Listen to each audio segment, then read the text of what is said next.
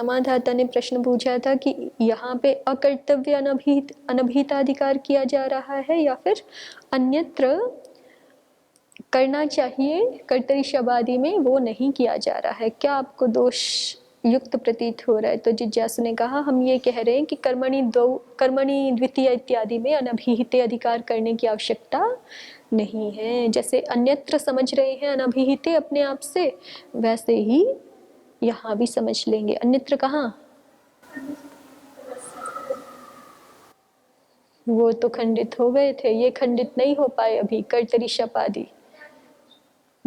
श्नम अकच और बहुच, इनके जो उत्सर्ग है कर्तरी शप ईषद समाप्तो कल्पदेशे देशीय रह प्रागिवात कह, इनमें जैसे हम अनभिहिते समझ रहे हैं वैसे ही कर्मणि द्वितीया प्रसंग में भी, कर्मणि द्वितीया इत्यादि प्रसंग में भी अनभिहिते अपने आप से समझ लेंगे। जिज्ञासु कह रहा है कि मैं ऐसा कहना चाहता हूँ, ठीक है। तो इसलिए कुल मिला के बात ये हुई कि ये 2-3 में जो अनभिहित अधिकार कर रहे हो ये अकर्तव्य है, ऐसा हमें प्रतीत हो रहा है। तो समाधाता आगे समाधान देखता है, देखिए।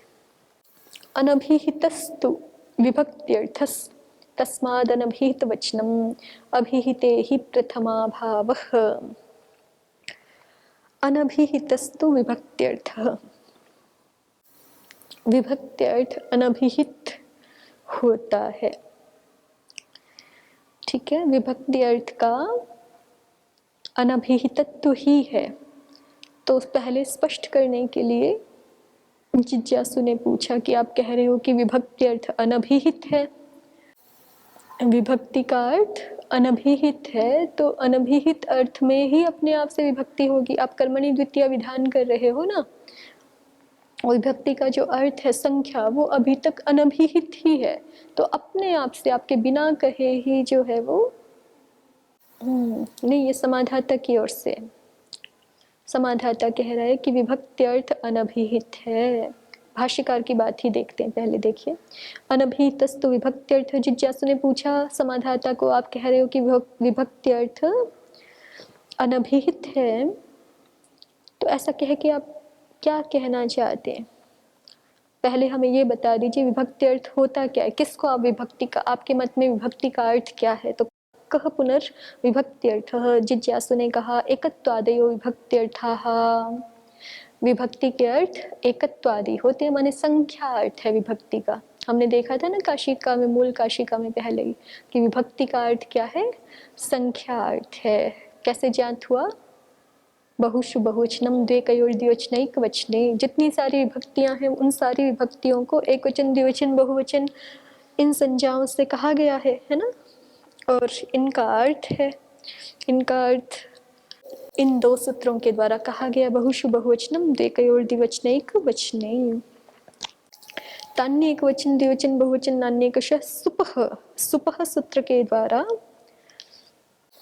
सुपों की एक वचन द्विवचन बहुवचन संज्ञा की जा रही है। सुप का त्रिक जो है वो क्रमशः एक वचन, उस त्रिक में एक एक जो अंश है, एक एक भाग जो है वो, या एक एक प्रत्यय जो है वो एक वचन द्विवचन बहुवचन संज्ञक होता है क्रमशः।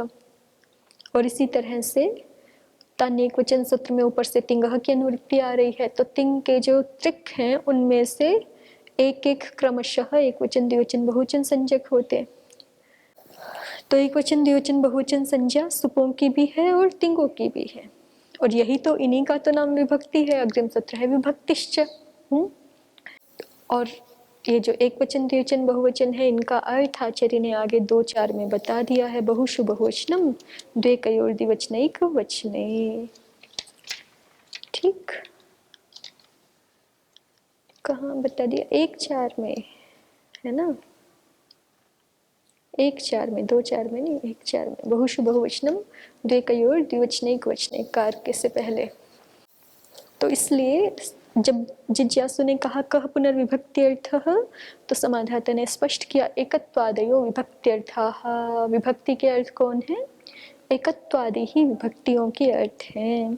तेषु अनभिहितेषु सत्सु कर्मादयो अभिहिता विभक्तीनाम उत्पत्तौ निमित्तत्वाय मा भूवन्निति। तेष्वनभिहितेषु सत्सु कर्मादयो अभिहिता विभक्तीनाम उत्पत्तौ निमित्तत्वाय मा भूवन्निति।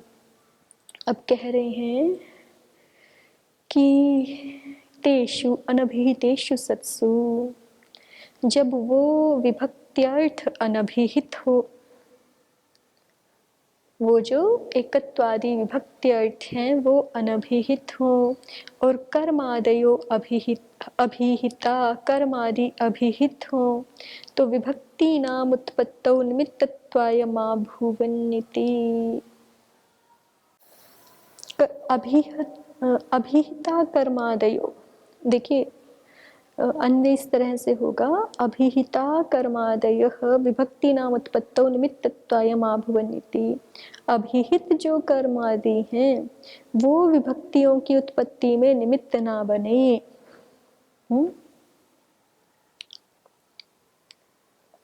कर्मादि तो अभिहित हो गए हैं ना, अभिहित कर्मादि विभक्तियों की उत्पत्ति में निमित्त नहीं बने, तो फिर क्या निमित्त बने? वो संख्या रूप जो अनभिहित अर्थ है वही विभक्तियों की उत्पत्ति में निमित्त बने, इसलिए अनभिहित अधिकार कर रही है। ये जिज्ञासु सिद्ध करना चाहता है। अनभिहित अधिकार की को एक प्रकारांतर से व्यवस्थापित करना चाहता है ना समाधाता। तो कह रहे हैं कि कर्मादि अभिहित हो जाए तो वो अभिहित कर्मादि विभक्ति की उत्पत्ति में निमित्त ना बने, अपितु जो संख्या रूप अनभिहित अर्थ है वही विभक्ति की उत्पत्ति में निमित्त बने। इसके लिए हम अनभिहित अधिकार करना चाहते हैं। अभी पूरा पढ़िए। तस्माद अनभिहित वचनम, उसके लिए अनभिहित अधिकार किया जा रहा है। तस्माद अनभिहिता अधिकारः क्रियते। ठीक है, ये जिज्ञासु ने अपनी बात कही यहाँ तक। अवश्यम चैतदेवम विज्ञेयम, और समाधाता कहता है कि इस बात को तो अवश्य ऐसा ही समझना चाहिए। एकत्वादयो विभक्त्यर्था इति, कि एकत्वादि ही विभक्ति के अर्थ हैं। एकत्वादयो ही विभक्त्यर्थाः अभिहिते ही प्रथमा भावः। यहाँ पे प्रथमा भावः में ना वो अवग्रह है बीच में। यो ही मन्यते कर्मादयो विभक्त्यर्थाः, जो व्यक्ति ऐसा मानता है कि विभक्ति के कर्मादि अर्थ हैं, कि द्वितीया जो है वो कर्म को कहने के लिए आई है या तृतीया कर्ता को कहने के लिए आई है। सामान्य रूप से हम मोटे रूप में यही बोलते हैं ना, या बालकों को यही सिखाते हैं शुरू में छोटे, कि ये जो द्वितीय विभक्ति है उसका क्या अर्थ होता है। तो हम तो कहते हैं कि कर्म अर्थ है, कि जो चतुर्थी भक्ति इसका क्या अर्थ है, तो संप्रदान अर्थ है। उसको मना कर रहे हैं कि ये द्वितीय आदि विभक्तियों के अर्थ कर्म आदि नहीं है, उनके अर्थ क्या है? एकत्व द्वित्व बहुत्व आदि है, संख्या अर्थ है। एकत्वादयो विभक्त्यर्थाः अवश्यम च एतद् एवं विज्ञेयम्, ये बात अवश्य इसी रूप में समझनी चाहिए कि एकत्वादि ही विभक्ति के अर्थ हैं। अभिहिते ही प्रथमा भावः यो ही मन्यते कर्मादयो विभक्त्यर्थाः तेषु अभिहितेषु सामर्थ्यान् में विभक्ति नाम उत्पत्तिर्न भविष्यति। जो ऐसा मानता है कि कर्मादि विभक्तियों के अर्थ हैं, तो तेषु अभिहितेषु, उन कर्मादि अर्थों के अभिहित हो जाने पर सामर्थ्यान में विभक्ति नाम उत्पत्तिर्न भविष्यति, सामर्थ्य से ही सामर्थ्यान में विभक्ति नाम उत्पत्तिर्न भविष्यति, तो अपने आप ही सामर्थ्य के कारण से ही विभक्तियों की उत्पत्ति नहीं होगी फिर तो, क्योंकि अभिहित में तो प्रथमा होती है ना।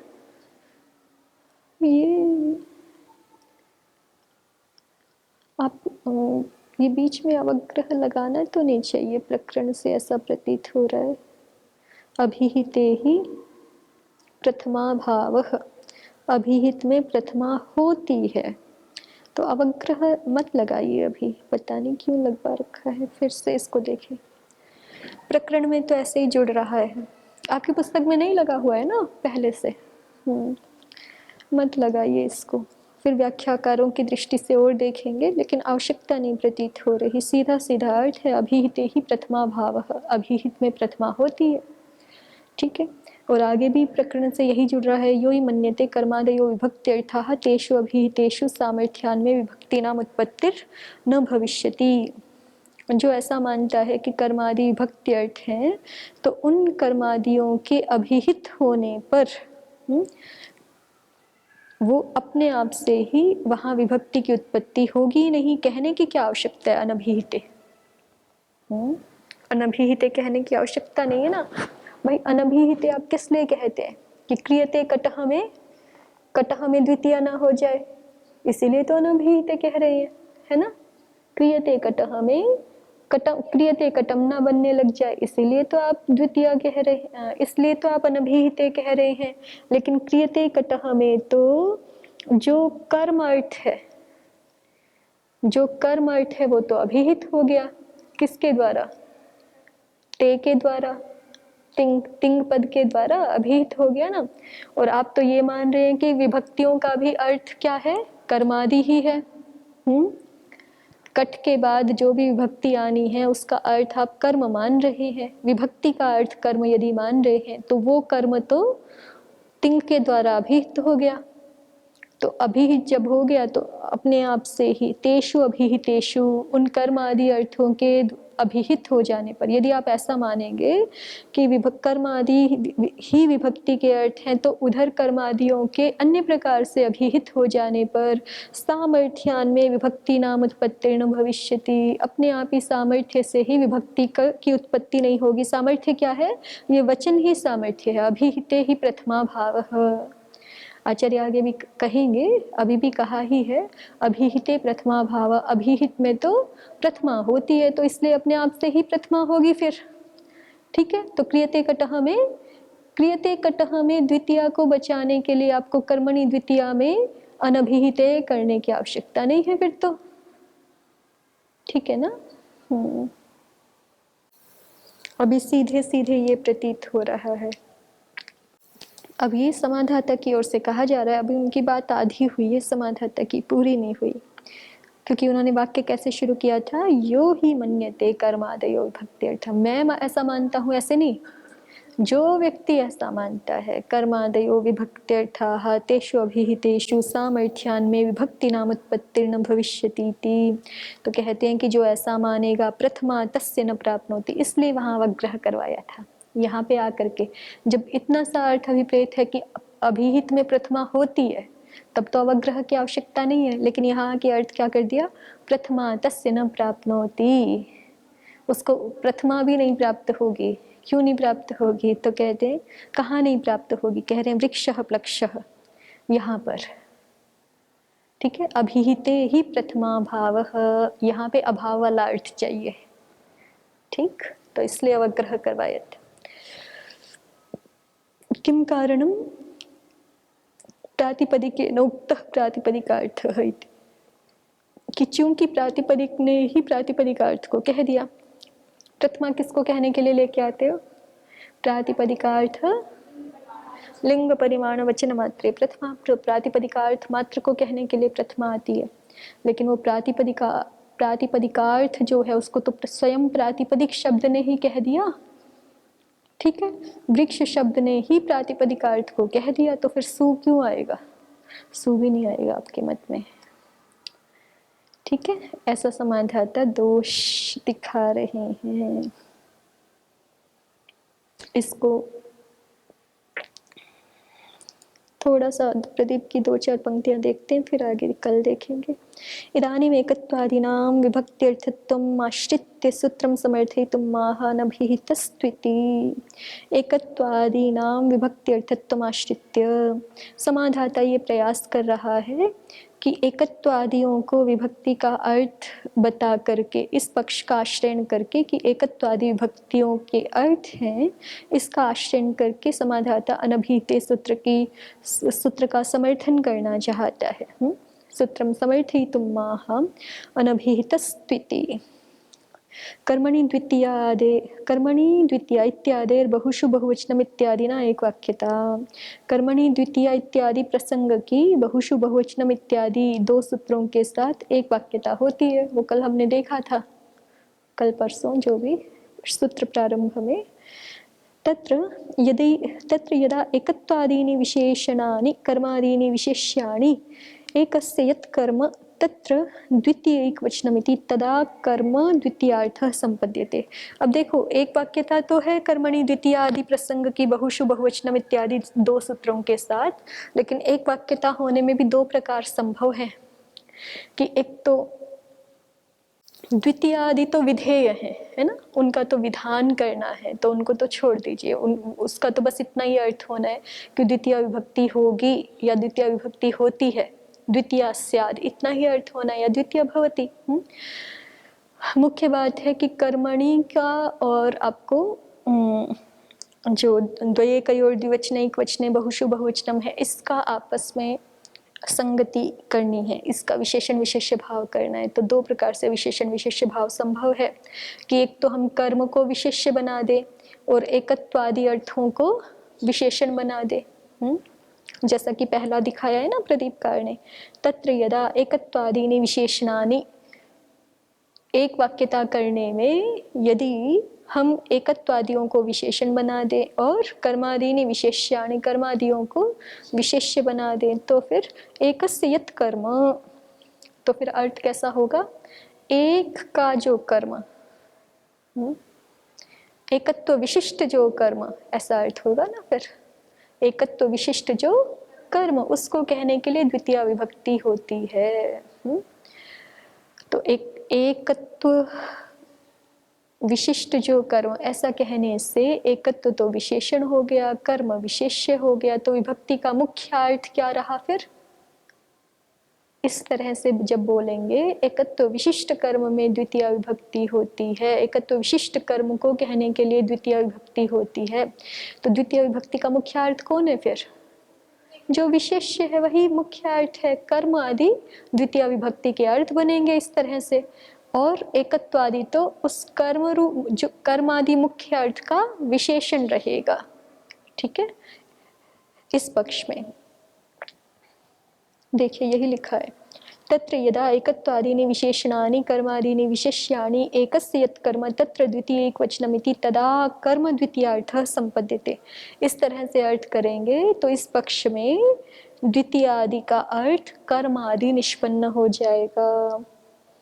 तच्च यदा कृदादिभिर अभिहितं भवति, और वो कर्म अर्थ जब कृदादि प्रत्ययों के द्वारा अभिहित हो जाएगा, कृत के द्वारा कह लीजिए या तिंग आदि के द्वारा कह लीजिए, जैसे क्रियते कटह में या कृतः कटह में, कर्म अर्थ तो कृतः कटह में त प्रत्यय के द्वारा, क्रियते कटह में तिंग प्रत्यय के द्वारा कह दिया गया, तो तदा गतार्थत्वात् द्वितीयायाः प्राप्तिरेव नास्ति। तब तो चूंकि वो अर्थ, कौन सा अर्थ, कर्म अर्थ अभिहित हो गया कृदादियों के द्वारा, इसलिए गतार्थ होने से द्वितीयायाः प्राप्तिरेव नास्ति, द्वितीय की प्राप्ति ही नहीं है। तो जब प्राप्ति ही नहीं है तो अनभिहिते कहने की आवश्यकता नहीं रहेगी। ठीक है, ये तो जिज्ञासु का पक्ष बनेगा, क्योंकि जिज्ञासु नहीं करना चाहता ना, वो मना कर रहा है कि यहाँ अनभिहिते मत करो।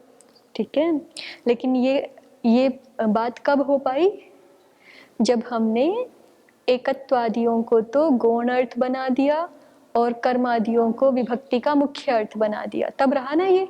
एकत्व विशिष्ट कर्म को कहने के लिए द्वितीय आदि विभक्ति होती है, जब ऐसा कहा तब ये स्थिति बनी, तब ये कि हमें जो है वो अनभिहिते कहने की आवश्यकता नहीं है। बिना अनभिहिते कहे ही अपने आप से ही कर्म कटम करोति भी ठीक सिद्ध हो जाएगा और क्रियते कटह आदि भी ठीक सिद्ध हो जाएंगे। तदा गतार्थत्वात् द्वितीयायाः प्राप्तिरेव नास्ति इति नार्थो अनभिहिताधिकारेण। अब दूसरा पक्ष रखते हैं, यदा तु कर्मादीनां विशेषणत्वम् एकत्वादीनां विशेष्यत्वं कर्मणो यद एकत्वादि तत्र द्वितीय इति। यदि हम जब जो हमें एक वाक्यता करनी है ना कर्मणि द्वितीया की और बहुषु बहुवचनम की, यदि उसमें हम कर्मादियों को विशेषण रखें, यदा तु कर्मादीनां विशेषणत्वम, एकत्वादि नाम विशेष्यत्वम, और एकत्वादि अर्थों को विशेष्य के रूप में रखें। तो फिर सूत्रार्थ कैसे होगा? कर्मणो यद एकत्वादि, कर्म का जो एकत्वादि अर्थ है, तत्र द्वितीया, उसको कहने के लिए द्वितीया विभक्ति होती है। तदा एकत्वादयो विभक्त्यर्थाः संपद्यन्ते, तो इस पक्ष में विभक्ति का मुख्य अर्थ कौन बना? एकत्वादि, ठीक है। और कर्मादि क्या है? गौणार्थ है, उसी एकत्व के ही विशेषण है, एकत्वादि अर्थ के ही विशेषण है। तो ते च अभिहितेष्वपि कृतादिभिः कर्मादिषु अनभिहिता इति तद अभिधानाय द्वितीयादीनां प्रसंगे तन्निवारणाय कर्तव्यो अनभिहिता अधिकारः। तो अब कहते हैं कि ये जो दूसरा पक्ष है ना, जिसमें विभक्ति का अर्थ एकत्वादि है, उस पक्ष में ते च अभिहितेष्वपि कृतादिभिः, ते एकत्वादयः, पीछे देखिए, पीछे वाक्य में तदा एकत्वादयो विभक्त्यर्थाः संपद्यन्ते, उसी का परामर्श होगा ते के द्वारा। ते एकत्वादयः अभिहितेष्वपि, वो एकत्वादि अभिहितेष्वपि कृतादिभिः कर्मादिषु, कृतादिभिः कर्मादिषु अभिहितेष्वपि, क्रियते कटः या कृतः कटः को ही पकड़िए। उसी उदाहरण में देखिए, कृदादियों के द्वारा, चलिए कृत, ये बार बार कृत शब्द को बोल रहे हैं तो कृतः कटः ही उदाहरण ले लेते हैं ना। तो कृतः कटः में क्त प्रत्यय है, कृत प्रत्यय, उस कृत प्रत्यय के द्वारा कर्मादिषु अभिहितेष्वपि, कर्मादि अर्थ के अभिहित हो जाने पर भी ते अनभिहिता, वाक्य का अन्वय इस तरह से है, कृदादिभिः कर्मादिषु अभिहितेष्वपि ते अनभिहिता, ते एकत्वादयः अनभिहिता, वो एकत्वादि तो अनभिहित ही रह गए, ठीक है, क्योंकि क्त प्रत्यय का अर्थ है कर्म। तो कृतः कटः में क्त प्रत्यय ने कर्म को तो कह दिया, लेकिन एकत्व अर्थ को तो नहीं कहा। और जबकि विभक्ति का अर्थ तो द्वितीय जो विभक्ति आनी है, या जो भी विभक्ति आनी है, प्रथमा द्वितीय जो भी आनी है, उसका मुख्य अर्थ तो क्या है? एकत्व द्वित्व बहुत्व, ये अर्थ है। वो एकत्व द्वित्व बहुत्व तो अभी अनभिहित ही है। इति तद अभिधानाय, इसलिए उस एकत्वादि के अभिधान के लिए द्वितीय आदि नाम प्रसंगे, द्वितीय आदि की प्राप्ति हो रही है। देखिए, कृतः कटः उदाहरण में क्त प्रत्यय कर्म को कहता है, तो उसने कर्म को कह दिया, कर्मार्थ को कह दिया, कटः जो कर्म है उसको कह दिया, लेकिन कट में जो हम एकत्व अर्थ को कहना चाहते हैं वो तो नहीं कहा गया अभी। कर्मादि विशिष्ट जो एकत्व, उसको नहीं कहा गया। तो कर्मादि विशिष्ट एकत्व को कहने के लिए तो कर्मणि द्वितीय प्रवृत्त होगा, है ना, द्वितीय आने लगेगी। चाहिए नहीं थी, तो उसको रोकने के लिए तन्निवारणाय कर्तव्यो अनभिहिताधिकारः, उसके निवारण के लिए अनभिहिताधिकार करना चाहिए।